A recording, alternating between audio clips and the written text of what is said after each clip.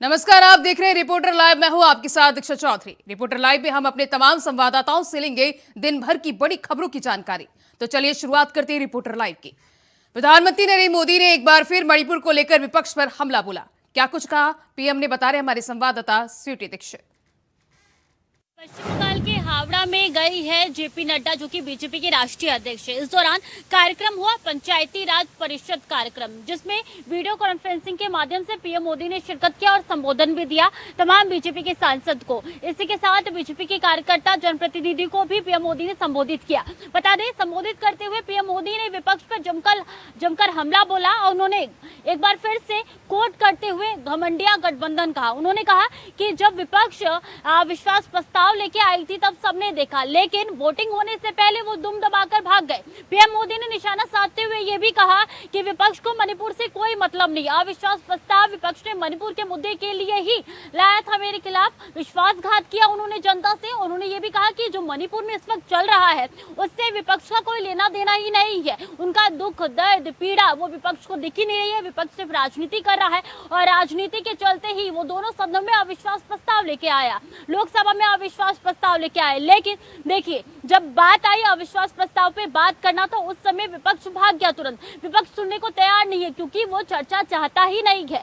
जब सामने से कहा गया हम चर्चा के लिए तैयार है, तब विपक्ष रुका नहीं और वो भाग गया। इसी के साथ बता रहे कि चूंकि हावड़ा में ये कार्यक्रम रखा गया था, तो पीएम मोदी ने टीएमसी पर भी जमकर निशाना साधा। पीएम मोदी ने टीएमसी को लेकर कहा कि यहाँ पे टीएमसी ने उत्पात मचाया हुआ है। जब भी वोटिंग होती है, देखता है किस तरीके से कैप्चरिंग कर ली जाती है टीएमसी कार्यकर्ता द्वारा तमाम वोटिंग सेंटर्स को। और ऐसे में जो वहाँ के टपोलेबाज है, जो वहाँ के कार्यकर्ता है टीएमसी के, वो नहीं चाहते कि बीजेपी एक भी कदम आगे बढ़ाए बंगाल में, और इसलिए बीजेपी के कार्यकर्ताओं को मारते हैं, घेरते हैं, उनका नामांकन तक दाखिल नहीं होने देते हैं। कई ऐसे निशाने हैं जो पीएम मोदी ने चुन चुनकर विपक्ष पे भी साधा, इंडिया गठबंधन पे भी साधा और घमंडिया गठबंधन एक बार फिर से विपक्ष को करार दिया। कैमरा पर्सन निकी के साथ स्वीटी दीक्षित, इंडिया वॉच। उधर दिल्ली सेवा विधेयक को राष्ट्रपति ने मंजूरी दे दी है। पूरी खबर बता रही हमारी सहयोगी जूही सिंह। दिल्ली सेवा बिल को राष्ट्रपति की तरफ से जो है मंजूरी दे दी गई है। अब यह दिल्ली में एक कानून बन गया है। 1 अगस्त को केंद्रीय गृह मंत्री अमित शाह ने संसद में दिल्ली सेवा बिल को पेश किया था, जिसको अब राष्ट्रपति की तरफ से मंजूरी मिल गई है। सरकार ने नोटिफिकेशन जारी करते हुए कहा है कि इस अधिनियम को राष्ट्रीय राजधानी क्षेत्र दिल्ली सरकार संशोधन अधिनियम 2023 कहा जाएगा। इसे 19 मई 2023 से लागू किया जाएगा। राष्ट्रीय राजधानी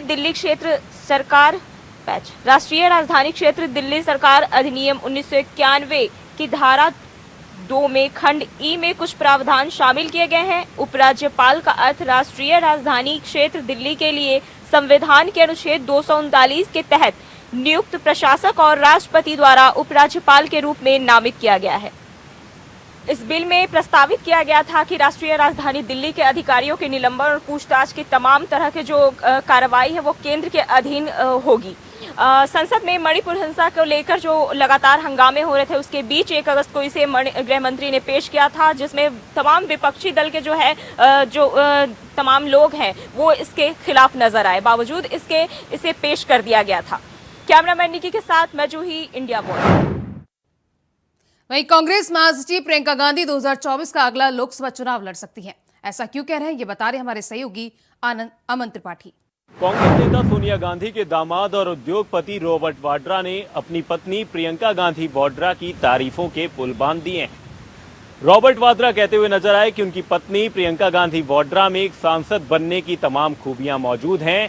उन्हें संसद में होना चाहिए। अगर वो संसद में होंगी तो वो बहुत बेहतर काम कर सकती हैं। आपको बता दें, रॉबर्ट वाड्रा के इस बयान के कई मायने निकाले जा सकते हैं। आपको बता दें, कांग्रेस पार्टी कर्नाटक चुनाव में बेहतर प्रदर्शन करते हुए नजर आई थी। साथ ही हिमाचल प्रदेश के चुनावों में भी कांग्रेस ने बेहतर प्रदर्शन किया था। और आपको जानकारी के लिए बता दें कि प्रियंका गांधी वाड्रा ने इन चुनाव प्रचारों की अगुवाई की थी। फिलहाल भी लगातार जिन जिन राज्यों में चुनाव है, प्रियंका गांधी वाड्रा वहां पर पूरी ही तैयारी के साथ चुनाव प्रचार करती हुई नजर आ रही हैं। आपको बता दें, रॉबर्ट वाड्रा के इस बयान के कई मायने निकाले जा सकते हैं। प्रियंका गांधी वाड्रा को कार्यकारी अध्यक्ष या कोई बड़ी जिम्मेदारी भी दी जा सकती है। आपको बता दें, साथ ही कयास तो ये भी लगाए जा रहे हैं कि प्रियंका गांधी वाड्रा लोकसभा चुनाव भी लड़ सकती हैं। अब कांग्रेस आला कमान प्रियंका गांधी वाड्रा को कौन सी नई जिम्मेदारी देता है, ये तो आने वाला वक्त ही बताएगा। कैमरामैन निकी के साथ अमन त्रिपाठी, इंडिया वॉच। उधर बीजेपी के सहयोगी दल नागा पीपल्स फ्रंट के एक सांसद ने मणिपुर मुद्दे को लेकर बड़ा बयान दिया है। जनता पार्टी के नागा पीपल्स फ्रंट के सांसद ने मणिपुर मुद्दे पर बड़ा बयान दिया है। नागा पीपल्स फ्रंट के सांसद लोरा पफोस ने बड़ा बयान देते हुए कहा कि उन्हें मणिपुर मुद्दे पर सदन में बोलने से रोका गया। उन्होंने कहा कि हम अपनी बात रखना चाहते थे, लेकिन हमें उच्च अधिकारियों की ने बोलने से रोक दिया गया। इस दौरान उनसे पूछा गया कि उन्हें किसने रोका, तो उन्होंने कहा कि हमारे हाथ बंधे हुए हैं, हम बीजेपी के सहयोगी दल हैं, तो हमें आदेशों का पालन करना होगा। इस दौरान उन्होंने कहा कि हमें मणिपुर पर बात करनी चाहिए। जिस तरह से बीजेपी ने मणिपुर को विकास किया है उससे वो खुश है, लेकिन जिस तरीके से मणिपुर के मुद्दा को बीजेपी ने देखा उससे वो नाखुश है। इस दौरान उन्होंने राहुल गांधी की तारीफ करते हुए कहा कि राहुल गांधी ने मणिपुर का दौरा किया, लोगों से संवाद किया, लोगों से मुलाकात करी, इससे लोगों का जो दुख दर्द था वो कम हुआ, इससे वो खुश जरूर है। लेकिन वहीं बीजेपी की तरफ से लोगों की तरफ से कोई भी इस तरह की प्रतिक्रिया सामने नहीं आई। और इसके साथ ही उन्होंने कहा जिस तरह से बीजेपी ने इस मणिपुर मुद्दे को देखा उससे वे नाखुश हैं। इसके साथ ही प्रधानमंत्री को लेकर उन्होंने कहा कि प्रधानमंत्री ने उस मुद्दे पर ध्यान नहीं दिया। अभी भी प्रधानमंत्री इस मणिपुर के मुद्दे को लेकर जिस तरह से बात नहीं कर रहे हैं उससे वो नाखुश जरूर है। इसके साथ ही उन्होंने कहा कि मणिपुर के मुद्दे पर प्रधानमंत्री को बोलना चाहिए था, लोगों से बात करनी चाहिए थी, लोगों का दुख कम करना चाहिए था। इसके साथ ही उन्होंने कहा कि जिस तरह से केंद्र सरकार वीरेंद्र सिंह की ओर बचा रही है उससे वो भी नाखुश है। उन्होंने कहा कि जिस तरह से सरकार वीरेंद्र सिंह को बचा रही है उससे लगता है कि वीरेंद्र सिंह की जो सरकार है। इसके साथ ही उन्होंने कहा कि मणिपुर के लोग भी इससे नाखुश हैं। और उसके साथ ही उन्होंने कहा कि जिस तरह से केंद्रीय बाल विकास मंत्री रेप के मुद्दे पर बात नहीं करी उससे वो एक मुखर नेता है, लेकिन उसके बावजूद भी उन्होंने रेप को लेकर कोई प्रतिक्रिया सामने नहीं दी। मणिपुर के मुद्दे पर उन्होंने कोई जवाब नहीं दिया। तो फिलहाल उन्होंने कहा कि जिस तरीके से बीजेपी की तरफ से मणिपुर को देखा गया, मणिपुर के मुद्दे को किया गया, रोका गया, इससे वो नाखुश जरूर है। प्रधानमंत्री को लोगों से बात करना चाहिए था, उनके दुख को कम करना चाहिए था। कैमरामैन निक्की के साथ चौधरी, इंडिया। हापुड़ की साइबर सेल और नगर पालिका की टीम की बड़ी सफलता मिली है। क्या है पूरी खबर, हमारे संवाददाता शक्ति ठाकुर की रिपोर्ट देखिए। की साइबर सेल टीम के हाथ लगी है बड़ी सफलता। आपको बता दें, हापुड़ की साइबर सेल टीम ने एक युवती सहित 3 साइबर ठगों को गिरफ्तार किया है। बताया जा रहा है ये लोग साइबर ठगी के जरिए अब तक लोगों को करोड़ों रुपए की चूना लगा चुके हैं। बताया जा रहा है यह लोग राजस्थान, दिल्ली, एनसीआर, मध्य प्रदेश व महाराष्ट्र के तमाम लोगों को इस ठगी का शिकार बना चुके हैं। बताया जा रहा है ये जीवित लोगों का फर्जी मृत्यु प्रमाण पत्र बनाया करते थे और उसके आधार पर ये लोग डुप्लीकेट सिम इशू करवा लिया करते थे और उसके बाद उस डुप्लीकेट इशू किए गए सिम का इस्तेमाल करते हुए ये फर्जी इंटरनेट बैंकिंग किया करते थे और उसके आधार पर ही लोगों के खातों से रुपए उड़ा लिया करते थे। बताया जा रहा है कि इनमें 2 युवक उत्तर प्रदेश के गौतम बुद्ध नगर जनपद के दादरी के रहने वाले हैं और जो युवती इनके साथ शामिल है वो दिल्ली की रहने वाली है। बताया जा रहा है हापुड़ के भी एक व्यक्ति का साथ ये ठगी करना चाह रहे थे, लेकिन पता चला कि उसके सिम को बंद कर दिया गया था, जिसके बाद वो सिम केयर पर गया तो उसे जानकारी मिली कि कोई अन्य ही उनके सिम के लिए अप्लाई कर रहा है। इसके बाद उस व्यक्ति ने हापुड़ के साइबर सेल से संपर्क किया। इसके बाद हापुड़ साइबर सेल टीम के तेज तर्रार प्रभारी विनोद पांडे ने अपनी पूरी टीम के साथ इस नेटवर्क का खुलासा किया है। बताया जा रहा है मात्र 48 घंटे में साइबर सेल प्रभारी विनोद पांडे और उनकी टीम ने इन तीनों साथी ठगों को गिरफ्तार कर लिया है। बताया जा रहा है इनके पास से तमाम फर्जी आधार कार्ड, तमाम मृत्यु प्रमाण पत्र, चेकबुक और आधार कार्ड बरामद किए गए हैं। तो कहीं ना कहीं एक बड़ी सफलता हापुड़ साइबर सेल की टीम को लगी है। वहीं इन तीनों साथी ठगों को गिरफ्तार करने वाली साइबर टीम को हापुड़ एसपी अभिषेक वर्मा ने 10,000 रुपए का इनाम भी दिया है। कैमरामैन संजय कश्यप के साथ इंडिया वॉइस के लिए हापुड़ से शक्ति ठाकुर। उधर हरदोई में चोर बेखौफ होते दिख रहे हैं और लगातार चोरी की घटनाओं को वारदात देते हुए दिखाई दे रहे हैं। क्या है ताजा मामला, हमारे बस सहयोगी बता रहे हैं, आनंद त्रिवेदी। हरदोई जिले में लगातार चोरियों को अंजाम दिया जा रहा है। आपको बता दें कि कि चोरों का जो गिरोह है वो बहुत ज़्यादा सक्रिय है।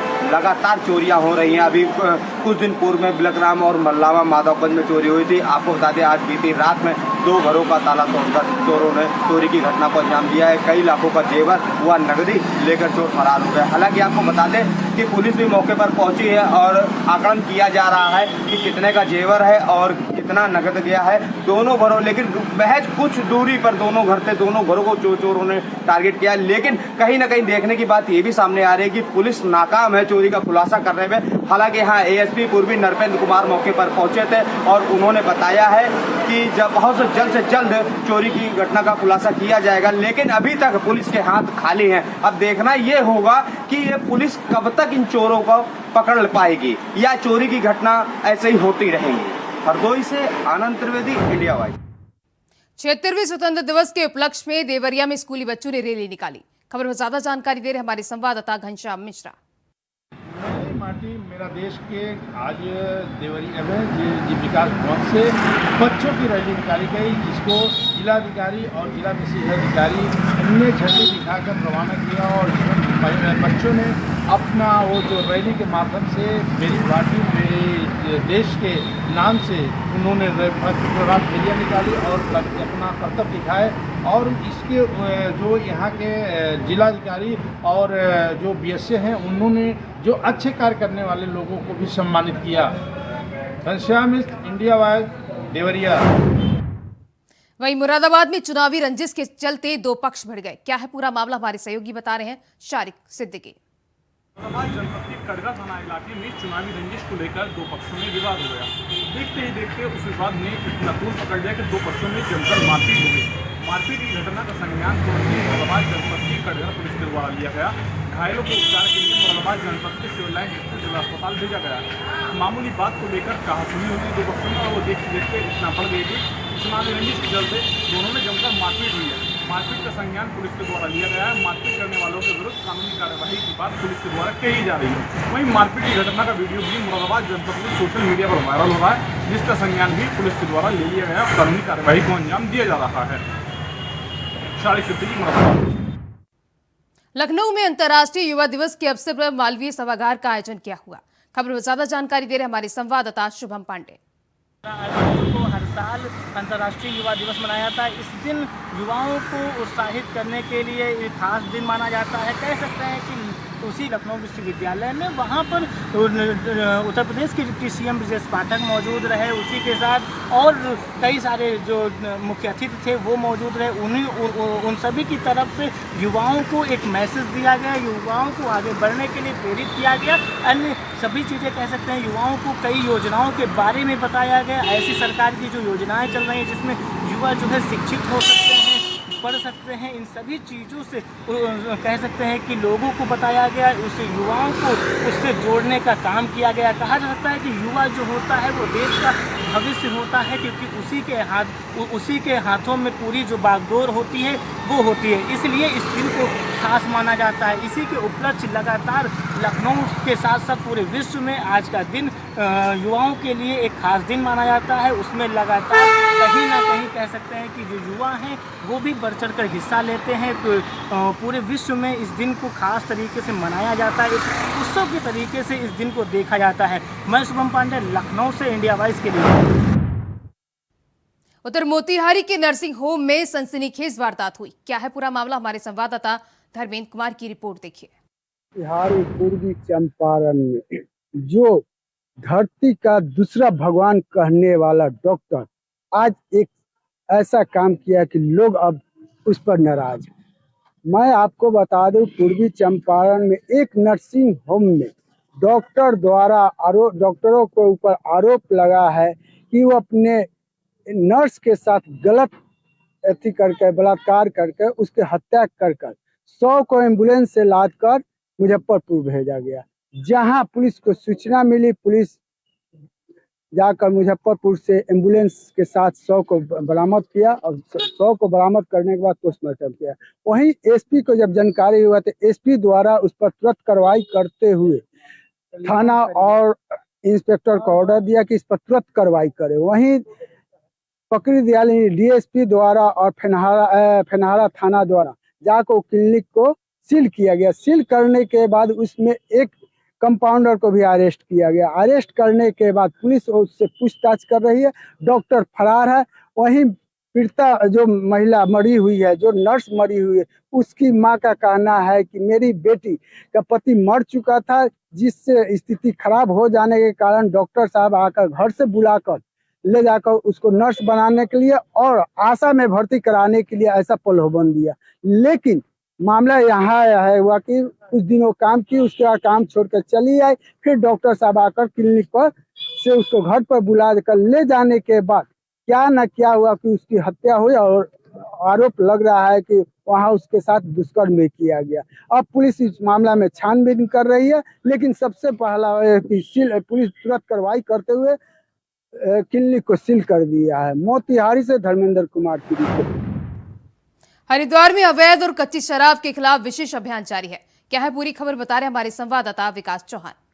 उत्तराखंड को 2025 तक नशा मुक्त करने की जो मुख्यमंत्री की जो मुहिम है उसको आगे बढ़ाते हुए अब जिला अधिकारी ने आबकारी विभाग को निर्देश दिया है कि वो लगातार यहां पर छापेमारी की कार्रवाई करे, जिसके तहत आबकारी विभाग पूरे जिला भर में बड़ी कार्रवाई यहां पर कर रहा है। जहां पर वो छापेमारी में जो लहन है, जो विशेष तौर पर कच्ची शराब को बनाने के लिए प्रयोग किया जाता है, उसको नष्ट कर रहा है। तो कच्ची शराब भी बड़ी मात्रा में उसके छापेमारी में मिल रही है, उसको लगातार आबकारी विभाग के द्वारा नष्ट किया जा रहा है। आबकारी अधिकारी ने जिस तरह से हमें बताया कि किस तरह से उनकी जो पूरे ज़िले भर में बड़ी कार्रवाई यहां से चलाई जा रही है, जो कि 10 अगस्त से 20 अगस्त तक विशेष अभियान चलाया जा रहा है, जिसके तहत जो कार्रवाई है वो लगातार यहां पर चलती रहेगी निर्बाध तरीके से। और जितने भी अवैध भट्टियां और अवैध शराब के कारोबारी हैं उन पर नज़र रखी जा रही है और लगातार छापेमारी करी जा रही है।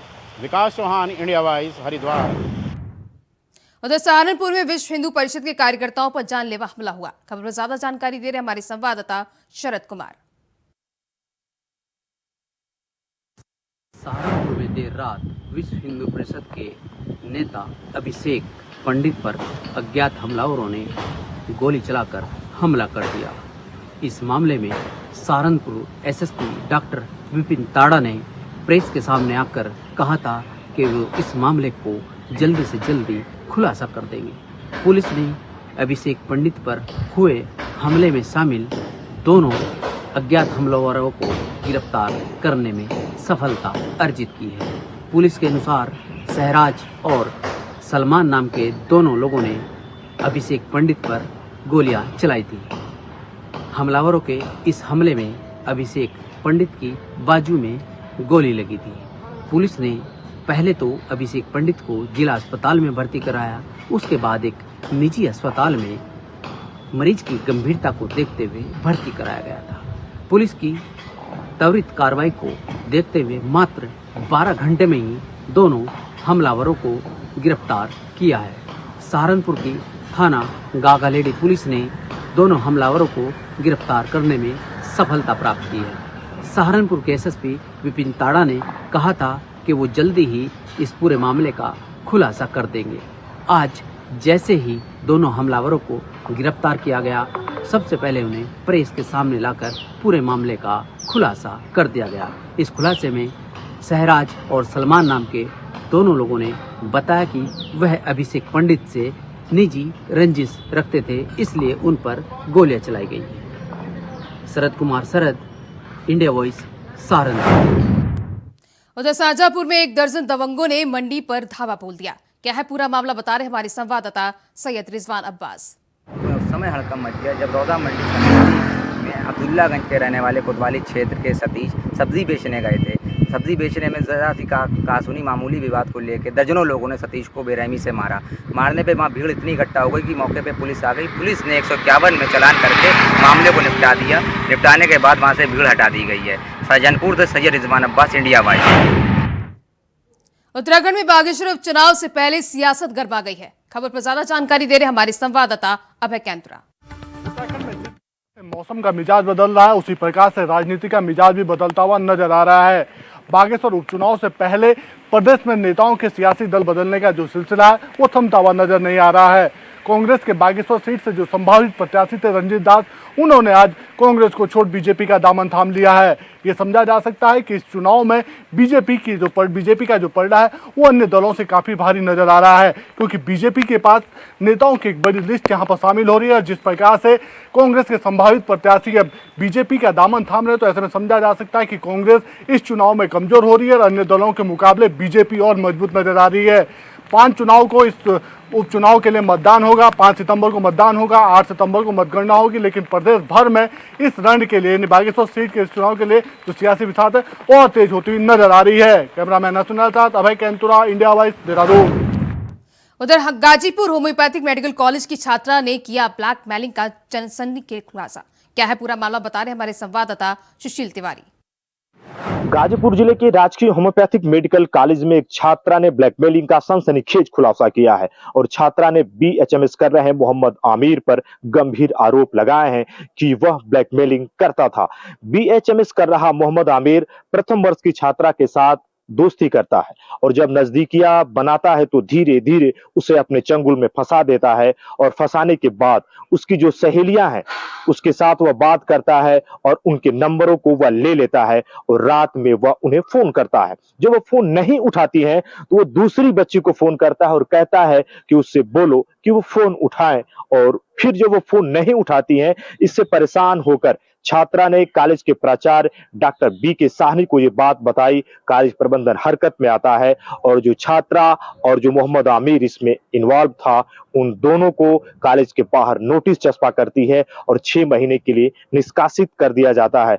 और ब्लैकमेलिंग का आरोप लगा है मोहम्मद आमिर पर कि यह लगातार उन बच्चियों को परेशान करता है। गाजीपुर जिले में जब यह खबर आती है तो हरकत में आती है पुलिस की टीम और कोतवाली में उस मोहम्मद आमिर को और भी जो लोग थे उनको बुलाया जाता है, खोजबीन की जाती है, मोबाइल को भी खंगाला जाता है, लेकिन मामले की तह तक जब पुलिस जाती है तो मोहम्मद आमिर की बात सामने निकल कर आती है। कॉलेज के प्राचार्य ने भी बताया कि जब मोहम्मद आमिर से बात किया गया तो यह जवाब सही नहीं दे रहा था, लेकिन कॉलेज प्रशासन ने बड़ी कार्रवाई करते हुए छात्र और छात्रा को 6 महीने के लिए निष्कासित कर दिया। इंडिया वॉइस की रिपोर्ट, मैं सुशील तिवारी। तो फिलहाल रिपोर्टर लाइव में बस आज के लिए बस इतना ही। कल फिर होगी मुलाकात, तब तक के लिए नमस्कार।